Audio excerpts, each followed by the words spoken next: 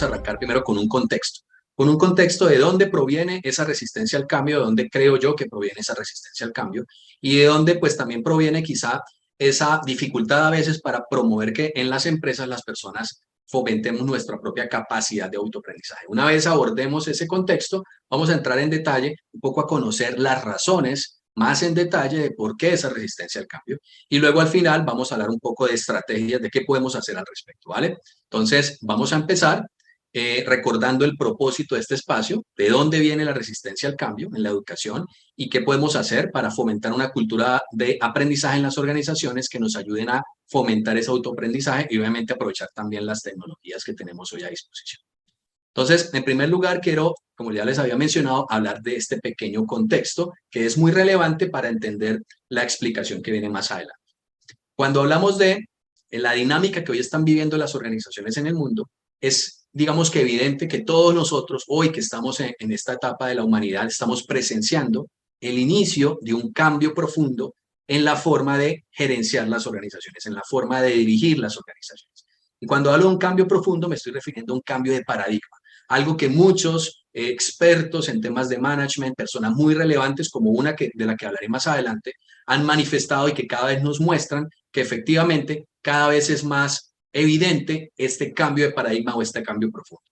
¿Qué significa ese cambio de paradigma o cómo lo estamos evidenciando hoy por hoy? Si ustedes se dan cuenta en este slide, hay dos, digamos, cuadros. Un cuadro que muestra una flecha hacia arriba y otro una flecha hacia abajo. Y un poco lo que está mostrando o lo que quiere representar este slide es que hemos vivido durante casi siglo y medio un modelo de management centrado en el concepto de cumplimiento. Es decir, que lo exitoso de las organizaciones o las organizaciones más exitosas se fundamentan en una idea de compliance, de cumplir, de, digamos, de adaptar su forma de trabajo a una serie de normas, reglas preestablecidas, un poco en un contexto de mercado más estable al que hoy tenemos en este siglo XXI.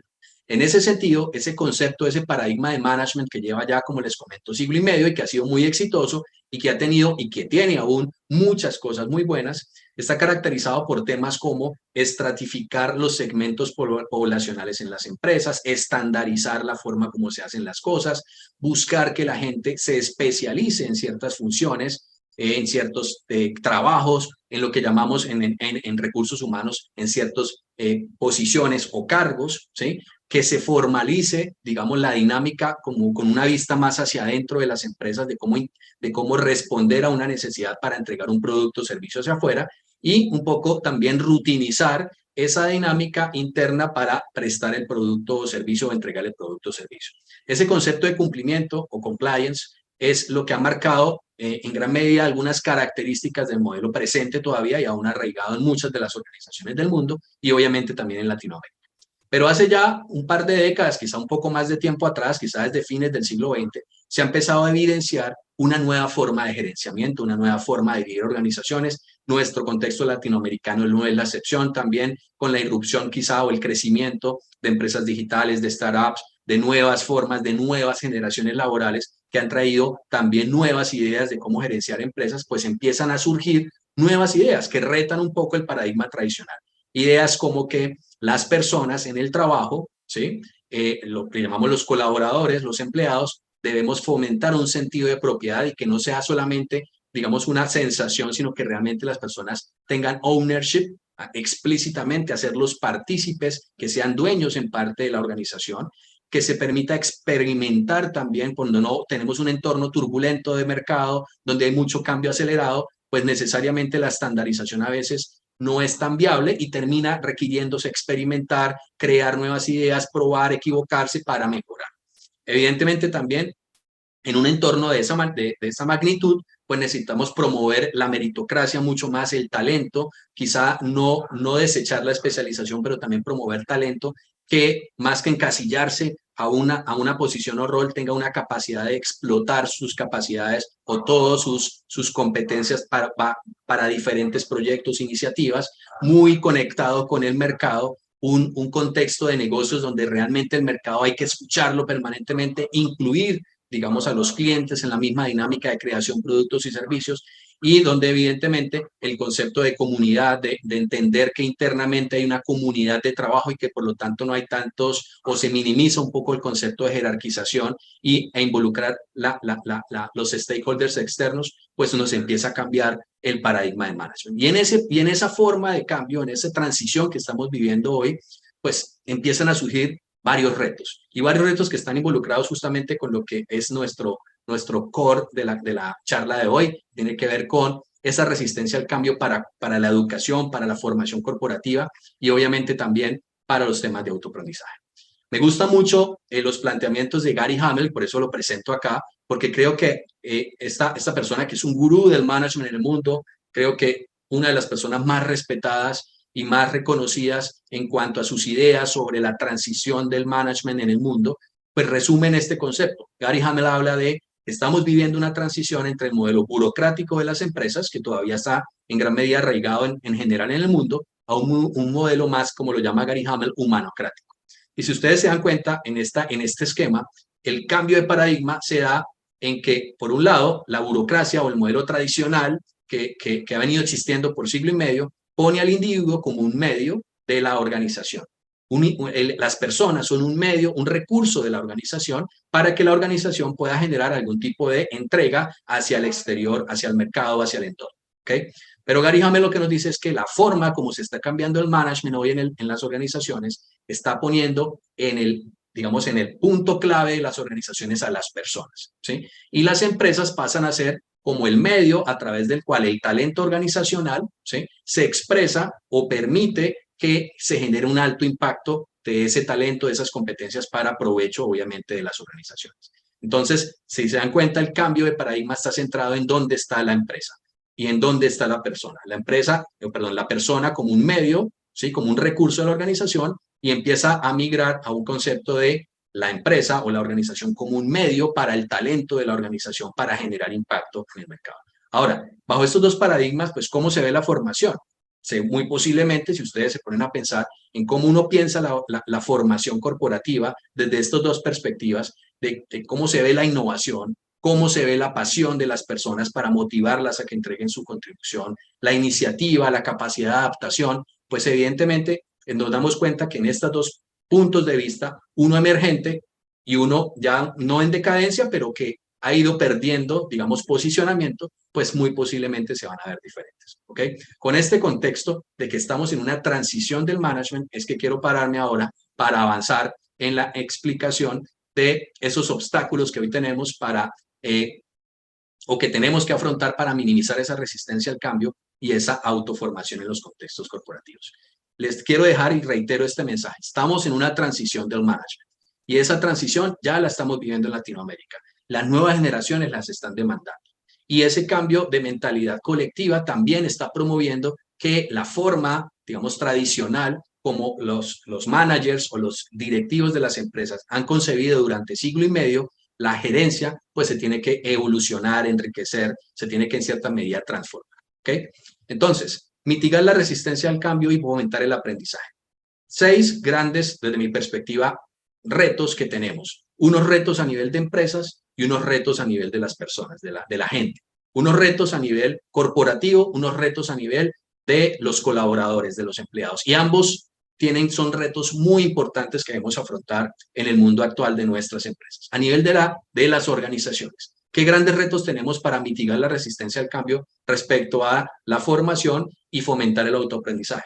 3 grandes cosas identifico, ahorita vamos a ver un poco más de detalle de cada una de ellas. La primera, todavía existe una visión un poco, digamos, por retar sobre si la inversión o sobre si el dinero, perdón, o el presupuesto en temas formativos es un gasto o es una inversión. Todavía hay un dilema ahí y a veces es complicado lograr cuidar ese presupuesto que asignan a las áreas de recursos humanos o que destina la organización, cuidarlo para que realmente se utilice para fines de las personas y obviamente no sea lo primero a lo que se echa mano cuando se requiere alguna eficiencia organizacional. Ese paradigma de si es un gasto o una inversión todavía es reinante y eso evidentemente es algo organizacional que puede generar una resistencia a estos procesos de transformación para fomentar el aprendizaje y la autoformación. ¿Okay? En segundo lugar, todavía, bajo la idea de que estamos en esa transición de paradigma gerencial, todavía hay en ciertas organizaciones, en ciertos modelos corporativos, una visión muy industrial de la educación. Es decir, yo formo a las personas como un medio, es decir, como un recurso para que cumplan una función determinada en una posición y logren un resultado. Y esa forma muy industrial del trabajo es una forma de educar o formar en contextos corporativos para que las personas desarrollen una actividad muy particular asociada a su posición o a su cargo. Ese modelo no es malo, obviamente, esto no significa que sea algo malo, simplemente que es un reto y por eso hay que mirar cómo manejar esa resistencia al cambio.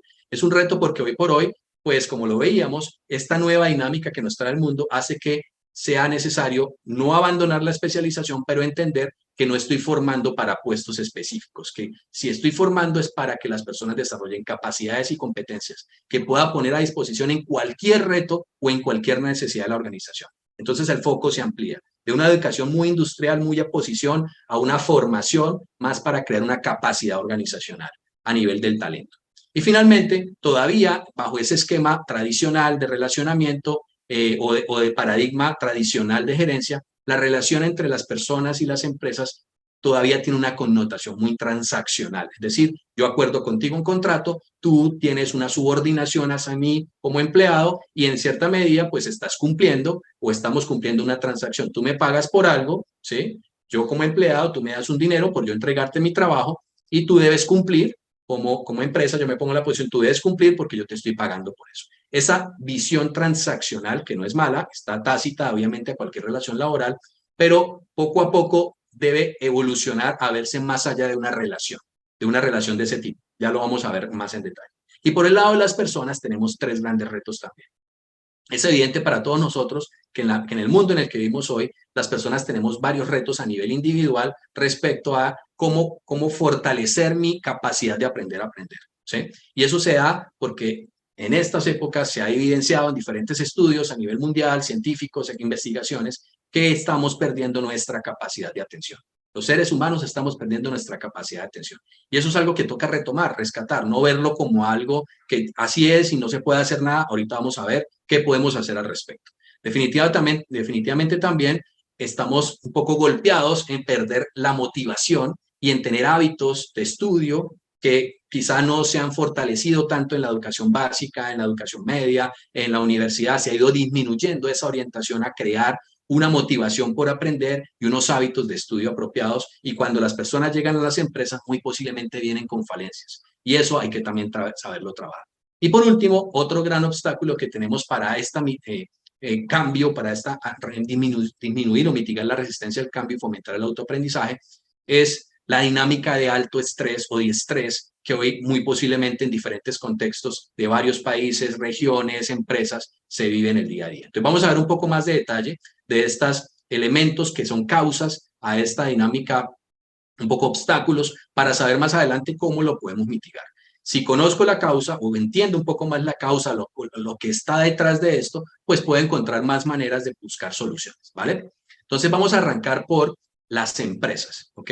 Por lo que mencioné hace un momento, esa vista transaccional, ese modelo, digamos, un poco centrado todavía en una lógica de gerenciamiento muy industrial y no tan adaptado a una dinámica moderna de un contexto como el siglo XXI en el que estamos. Entonces, para esto, quiero traer a relación este último estudio que sacó Gallup hace muy poco en este año, el año 2023, que es el estudio que hace continuamente, que mide, entre otras cosas, el engagement de las personas en el mundo del trabajo.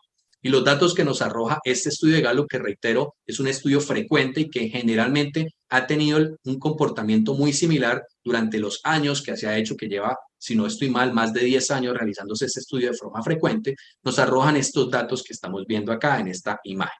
Nos arroja que en las organizaciones en general a nivel mundial es un estudio que está obviamente con una visión amplia a nivel mundial, pero que también está segmentado por regiones. En este caso, Latinoamérica tiene su propio capítulo en este estudio. Nos muestra que en general a nivel mundial tenemos un 23% o solamente un 23% de gente que manifiesta estar totalmente enganchada o comprometida con su trabajo.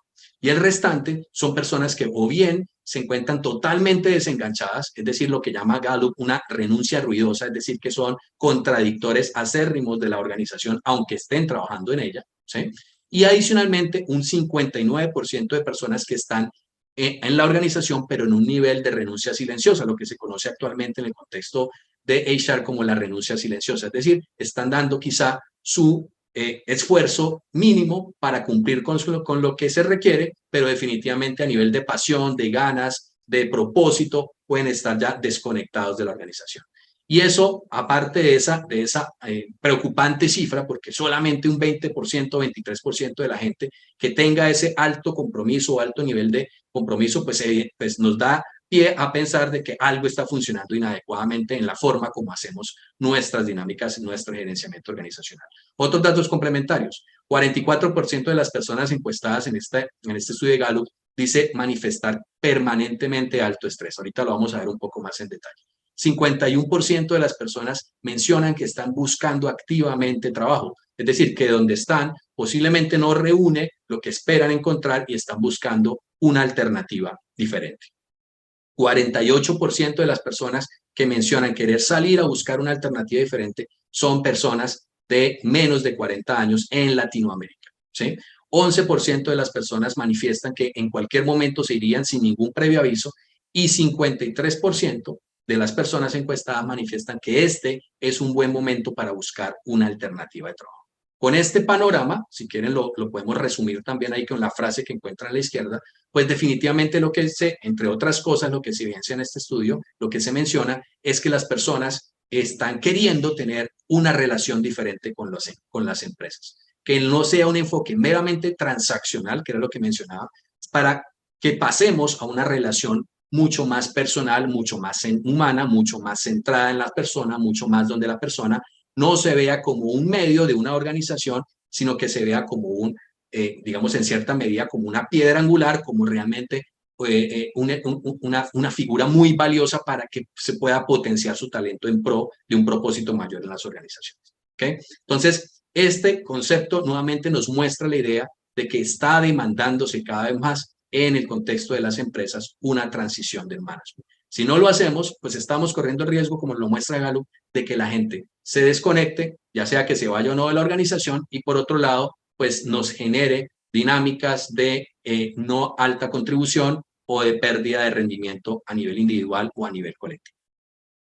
En relación con esto, siguiendo en el contexto de las empresas, pues evidentemente uno se cuestiona como parte de las organizaciones, del equipo de HR o como tal, como el equipo de dirección de una organización, si vale la pena formar la gente, si es adecuado, si es algo que las organizaciones deberíamos destinar.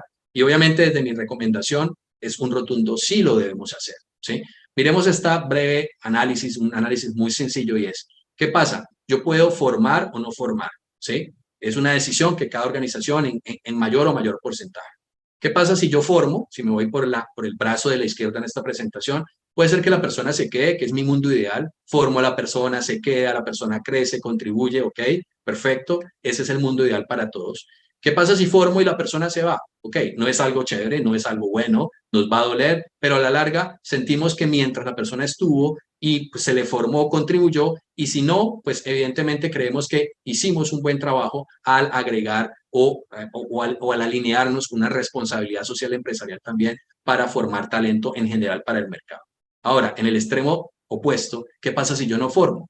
Si no formo a las personas y las personas se quedan, muy posiblemente yo siempre voy a requerir que las personas den una mejor contribución, que desarrollen mejor sus actividades, pero quizá vamos a tener la falencia de que tienen un techo o una limitante respecto a sus capacidades. Por lo tanto, eso no va a ser lo mejor para que yo pueda obtener. Ahora, si yo no formo y las personas se van, pues es mucho peor también, pues porque nos deja una vacante y aparte, muy posiblemente ese conocimiento no lo he tratado de gestionar en el resto del equipo. ¿Por qué esto es importante? ¿Por qué esta gráfica? ¿Por qué este esquema? Porque en estudios que se hacen, digamos, McKinsey, que es una otra firma muy importante, pues digamos, de estos análisis de estudios que se hacen a nivel mundial. Para el caso específico de Colombia, hizo un estudio relativamente reciente, también en este año, donde identificó cuáles son las principales causas por las cuales las personas dejan sus puestos de trabajo. Recuerden el concepto de de no enganche, personas que están no comprometidas, que ya están, digamos, con un nivel de engagement bajo en las organizaciones, ¿sí? Que vimos de Gallup hace un momento. Pues en Colombia, y esto muy posiblemente puede extrapolarse a otros países de Latinoamérica, se identifica que la principal causa por la cual las personas se van de la organización es porque no encuentran desarrollo y progresión profesional. ¿Okay? Esa es la principal causa con un 53%, seguida de una compensación inadecuada y de liderazgo, un liderazgo de pronto no tan apropiado. ¿Okay? Entonces, si nos damos cuenta, si yo no formo, pues estoy abriendo un escenario mayor de riesgo para mi organización. Estoy abriendo un escenario donde muy posiblemente las personas, una de cada dos personas, eventualmente, que en este ejemplo del estudio que hizo McKinsey, diría yo me voy de la organización porque no, digamos que encuentro una posibilidad de crecimiento, desarrollo personal y profesional. Entonces, el llamado acá es que en esa visión transaccional que a veces podemos tener desde las áreas de recursos humanos, desde las empresas con las personas, con el estudio de Gallup, debemos evolucionar a una relación mucho más cercana donde, como decía, o como mencioné hace un rato, de Gary Hamel, donde realmente la persona no se vea como un recurso, sino se vea realmente como el comienzo de un impacto grande que la organización puede tener. Y por otro lado, definitivamente, en esa visión tenemos que invertir en el talento. El concepto de gastar definitivamente ya deberíamos evolucionar para un concepto de invertir.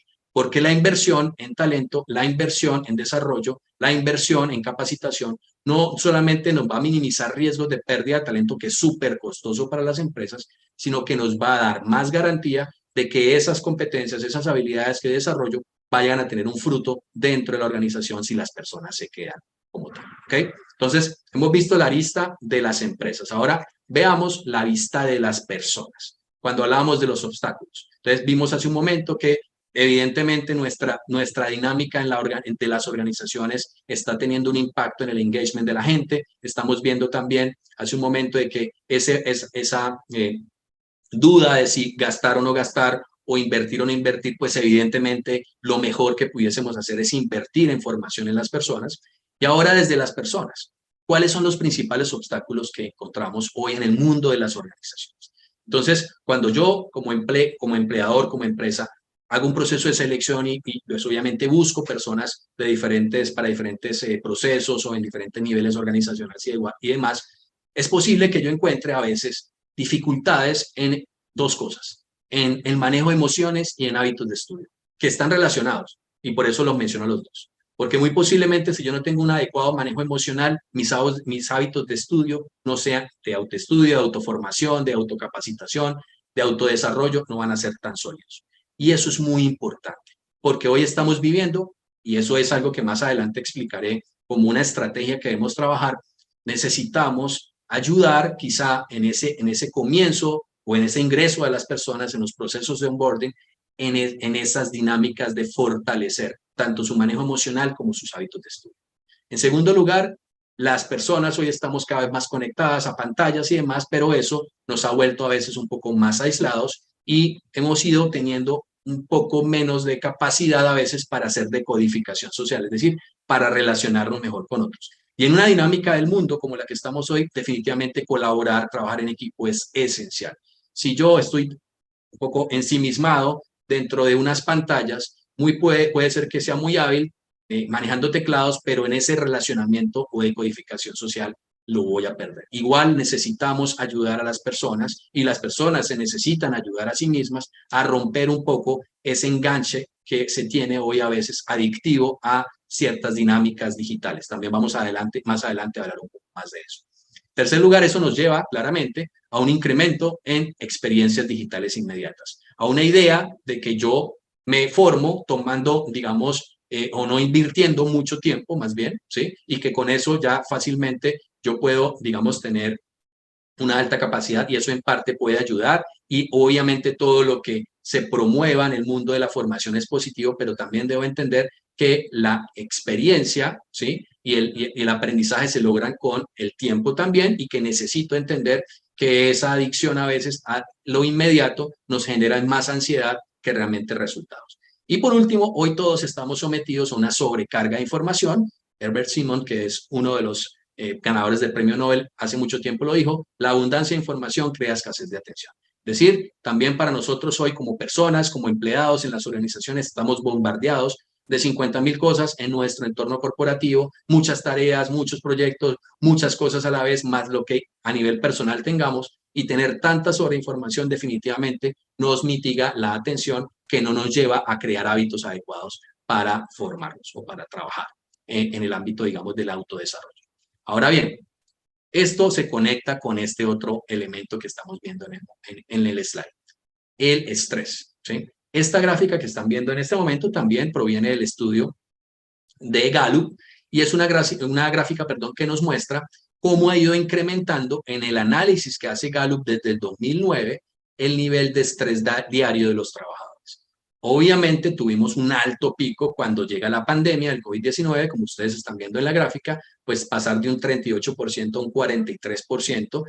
¿Cómo se mide esto? Simplemente se le pregunta a los trabajadores en el estudio de Gallup si en el día anterior tuvieron un alto nivel de estrés o qué nivel de estrés tuvieron en el día anterior a su trabajo, y las personas contestan, ¿sí? Entonces un 43% en el caso desde el 2020 ha manifestado que desde el día anterior y de forma, digamos que continua, han tenido un alto estrés en el trabajo. Pero pasa la pandemia, ya sabemos todos que pues la OMS declaró cierre de la pandemia hace ya algunos meses atrás, y el estrés se ha mantenido por diferentes razones. Y en escenarios de estrés, ¿sí?, individual, de estrés familiar, de estrés corporativo, pues difícilmente las personas vamos a poder entregar nuestra mejor capacidad para autoformarnos, trabajar, digamos, pensando en nuestro fortalecimiento de competencias, porque estamos, y todos creo que posiblemente lo hemos escuchado, lo hemos visto en algún video, en alguna parte, en algún tipo de plataforma social, hemos visto la idea de que cuando yo tengo altos niveles de estrés, mi capacidad cognitiva se disminuye, ¿sí?, por el manejo cerebral, digamos el manejo también hormonal, y eso hace que las personas bajen su capacidad para enfocarse a nivel cognitivo en ciertas cosas, ¿ok? El estudio indica que necesitamos esforzarnos, ¿sí?, como líderes, obviamente, para navegar en un entorno que está difícil, un entorno turbulento, una perspectiva incierta, y obviamente eso que nos va o está generando un alto estrés en las personas, ¿sí? Entonces, también es necesario, y no hay que verlo separado, la importancia de entender cómo atender el manejo del estrés en los entornos corporativos para que realmente las personas puedan tener también capacidades o elementos de afrontamiento personal para desarrollar competencias, desarrollar sus propias habilidades, ¿ok? Entonces, hasta acá hemos visto un escenario de dos vistas: la vista corporativa, la vista de personas en cuanto a causas, razones, ciertos obstáculos donde se concentran o que están interrelacionados con esta dinámica que genera resistencia al cambio y dificultad a veces para crear o facilitar prácticas o elementos estructurales en las empresas de formación y autoformación y autodesarrollo. Pero entonces, en un escenario como este, ¿qué podemos hacer? ¿Okay? ¿Qué estrategias, qué alternativas, qué ideas, qué prácticas pudiésemos aprovechar para afrontar esta dinámica que estamos viendo con estos pequeños datos que hemos presentado en este momento? Entonces, ¿qué estrategias se pueden implementar? ¿Okay?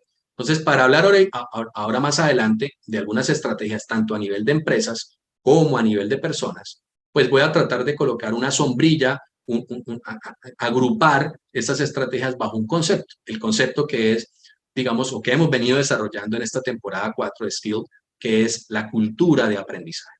Y cuando hablamos de cultura de aprendizaje, pues nos referimos a que conscientemente, formalmente, genuinamente, las organizaciones promuevan la cultura de aprendizaje, que terminan siendo valores corporativos asociados a la educación, al aprendizaje, al conocimiento, ¿sí? Si en tu organización no hace parte de los valores corporativos el que la gente aprenda, se eduque, pues no es que esté mal, obviamente cada organización es particular y tiene sus propias prioridades, pero mi invitación es a que tengan en cuenta que hoy en el mundo que estamos, que es un mundo bastante retado a nivel de cambio acelerado, de necesidad de innovación, de necesidad de adaptación, un valor que debe siempre estar en el radar de las organizaciones es el valor de la educación permanente, ¿sí? O de la educación continua o del aprendizaje permanente, ¿ok? Entonces, cuando yo creo una cultura de aprendizaje, cuando manifiesto que mi organización explícitamente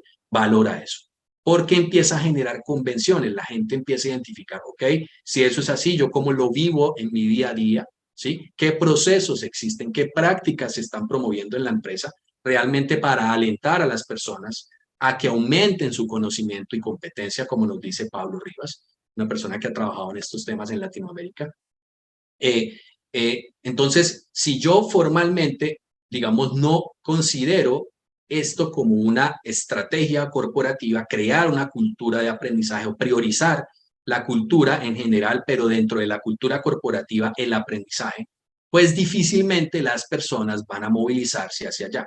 ¿Y por qué menciono eso? ¿Por qué lo asevero? En la parte derecha de este slide, ustedes están viendo una fórmula que es, digamos, la ecuación de Kurt Lewin, ¿sí? Un psicólogo muy famoso, obviamente hace algunas décadas que ya falleció, pero nos dejó un legado de conocimiento muy interesante y uno de ellos fue esta ecuación que habla sobre el comportamiento de las personas en general en diferentes contextos sociales.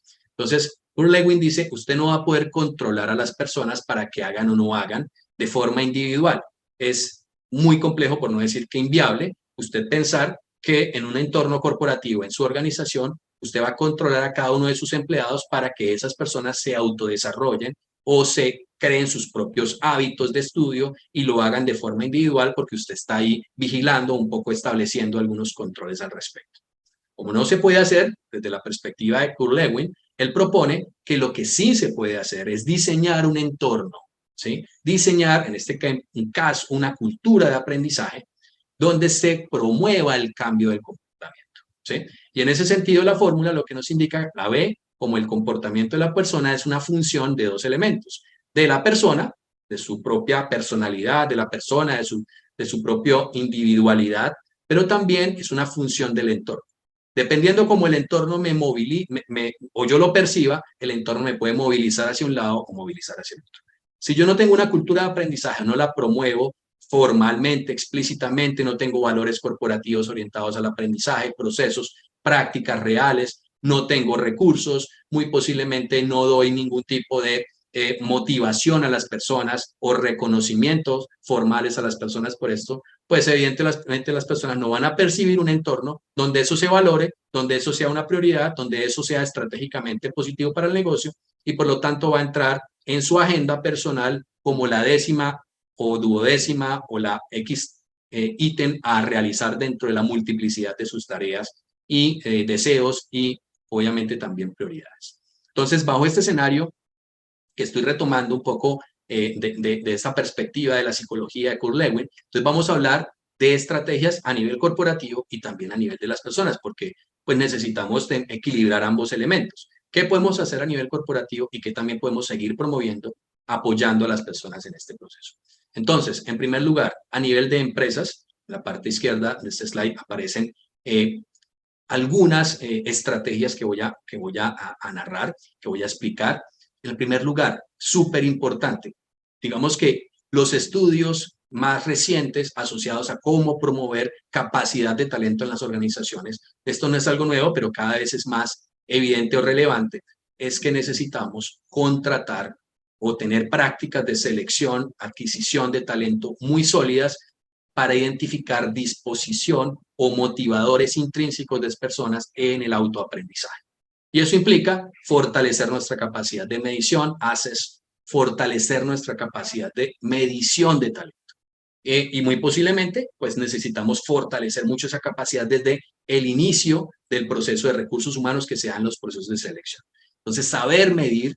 ¿Y qué medir? Pues obviamente muchas cosas, pero en este caso estoy enfatizando la disposición, la habilidad transferible, la capacidad de la persona o el potencial para autoaprender. Que tengan desarrollada un poco esa habilidad de aprender a aprender, eso hoy por hoy es súper necesario que involucremos en los procesos de selección o adquisición de talento. Si hoy no estás midiendo eso en tu organización, si hoy no lo tienen en cuenta como equipo de atracción o selección de talento en tu empresa, te invito a que lo tengan muy presente. Formas de medir este tipo de habilidad o capacidad existen y cada vez, digamos, mucho más mejoradas con ciertas herramientas, con tecnología y demás que nos ayudan a encontrar esa manera adecuada de identificar esa disposición de las personas, esa motivación intrínseca al autoaprendizaje. En segundo lugar, necesitamos formalizar, tener una gran capacidad de analítica de formación, medir el impacto del aprendizaje con outcomes de negocio. Si tú no estás midiendo hoy o si tienes una forma de medición centrada quizá en satisfacción de personas, eso no está mal, pero necesitamos conectar cómo el desarrollo de la persona se está involucrando con un resultado de negocio. Y para eso hoy existen muchas posibilidades a nivel tecnológico que nos ayudan a conectar ese desarrollo de competencias con esos outcomes de negocio. Ese emparejamiento es fundamental. Si tú hoy no estás identificando claramente cómo el desarrollo de las competencias de algunas de las personas, un segmento poblacional, un área de tu empresa o en general toda la organización, no tienes una forma visible de identificar cómo va evolucionando en el tiempo, es muy importante que lo empieces a fortalecer en tu medición analítica de formación. En tercer lugar, rompe la jerarquía vertical. ¿Qué significa eso? Pirámide invertida. En otras palabras, el concepto tradicional de liderazgo, ¿sí? Donde hay una vista jerárquica hacia abajo, ¿sí? Una línea de arriba a abajo, es necesario desde el liderazgo empezar a invertir. Y que los líderes entendamos que estamos para ayudar al talento, para promover el talento y para servir de apoyo a nuestros equipos, entre otras cosas, para promover también, ¿sí? El desarrollo de las personas. Y en ese sentido rompe la jerarquía vertical, donde generalmente las personas a veces aprenden a jugar el juego de los ascensos solo por habilidades políticas. Y eso pasa generalmente en muchas organizaciones, y por eso es importante que tú identifiques que si eso está pasando, que si en tu organización la gente asciende o se le dan más oportunidades por habilidades políticas más que por su talento y por su mérito, rompe con esto, porque empiezas a crear una cultura que está enviando un mensaje incoherente sobre el aprendizaje y el desarrollo para fines positivos de la organización. Favorece obviamente la formación continua con modelos que le permitan a las personas en línea, ¿sí? O de forma híbrida autoformarse. Porque pues hoy por hoy cualquiera de nosotros en un transporte, en tu casa, en la organización, puede conectarse en cualquier momento si tiene una herramienta que no necesariamente mi empresa me está diciendo que lo tengo que hacer, sino que yo por propósito personal, al tener el recurso, al tener el ambiente que me lo favorece, yo lo voy a hacer. Y la mejor manera de hacerlo, y eso está probado por estudios, es que yo tenga posibilidad donde, o recursos o plataformas donde las personas se puedan conectar en cualquier momento, en cualquier lugar. Es decir, que yo tenga la posibilidad idealmente de tener modelos en línea o híbridos. Y finalmente, realmente y de forma genuina, permite a las personas aprender y experimentar sobre lo que saben y les gusta. No los encasillemos o no permita. Si bien es necesario que las personas se formen en ciertos temas muy puntuales de su rol, no encasillemos toda la formación en temas solamente para una tarea. Permitamos que la gente también explore cosas que le gusten y que puedan aportar a la organización. Pero eso implica realmente, y por eso lo pongo ahí un poco entre comillas, realmente separar presupuesto para esto y tiempo de la gente. Si tú no le das tiempo a las personas para que se formen, si tú formalmente en tu política de aprendizaje, si tú no tienes en tu cultura de aprendizaje, no promueves el valor de que las personas en el mes, en el trimestre, al menos un 10% de, de su tiempo lo inviertan en procesos de formación, en procesos de autodesarrollo, pues la cultura de aprendizaje no va a aparecer de la nada. Porque las personas de forma individual, posiblemente al no estar en un contexto que les facilite eso, no lo van a hacer tan proactivamente. ¿Vale? Y para cerrar, desde la perspectiva de las personas, ¿qué necesitamos también nosotros como personas en los contextos organizacionales? Entender que también tenemos que poner de nuestra parte para fortalecer y desarrollar mucho más esta capacidad de autoaprendizaje y mitigar o romper esa resistencia al cambio. En primer lugar, necesito priorizar, trabajar en mi músculo de la atención. Digo el músculo entre comillas porque es una capacidad mental, una capacidad cerebral. Pero la neurociencia nos ha mostrado que la atención es la base del aprendizaje. Si en tu organización, si tú en tu organización, si tú como persona estás identificando que tú estás perdiendo capacidad de atención, eso muy posiblemente va a afectarte en tu capacidad de aprender. Y eso es algo que no podemos dejar a un lado como personas y las empresas también deben notar. ¿Qué tanto yo estoy favoreciendo sin querer de, digamos, distracciones en las personas que les hacen perder esa capacidad de estar concentrados o atentos a las cosas?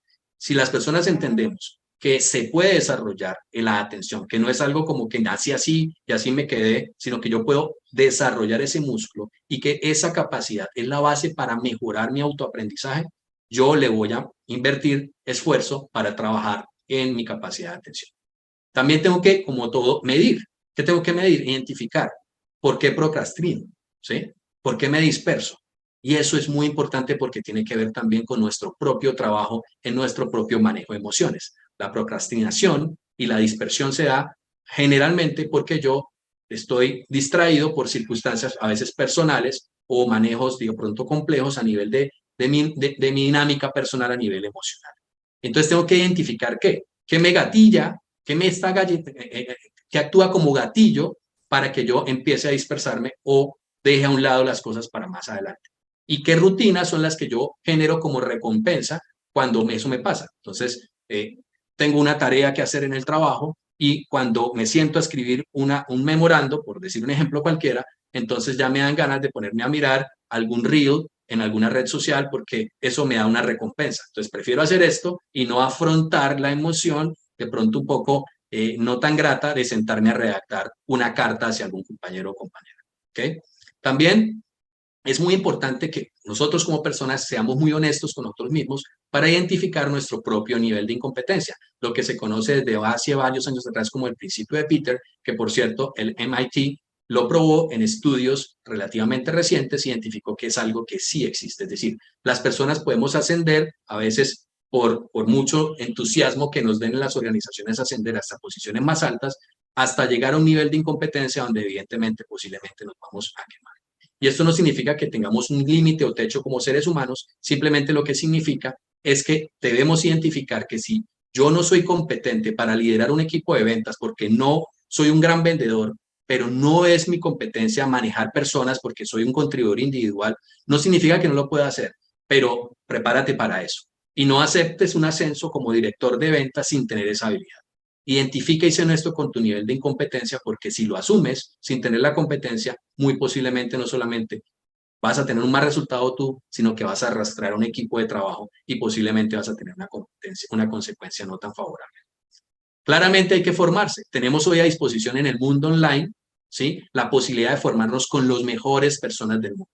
Tú entras a cualquier plataforma, digamos, abierta o cerrada, donde puedes tener, si tienes el recurso de tener formación en línea, pues realmente puedas hacer un uso consciente de esa facilidad, que evidentemente es muy provechosa porque no tengo que aspirar de pronto a tener una alta inversión en educación en alguna entidad formal para poder acceder a conocimiento de vanguardia y conocimiento top de mercado. Y por último, es importante también que tú crees hábitos, que fortalezcas tu itinerario formativo. Ese es como tu equipaje de mano, que tú te des cuenta de que tu trabajo hoy no depende tanto hoy de la empresa en la que estás, sino que tu trabajo y el futuro de tu trabajo depende de cómo tú enriqueces ese equipaje de mano, cómo fortaleces esa experiencia, ese aprendizaje. Eso es lo que tú te vas a llevar eventualmente para otra organización en el futuro o para otro nuevo reto corporativo. Si tú no identificas que es tu responsabilidad y no la de tu empresa el formarte, si no promovemos eso en la gente, creamos un sentido malo de dependencia de que yo no hago las cosas pues porque la empresa no me da. ¿Okay? Entonces, ese es un último mensaje a nivel de las personas.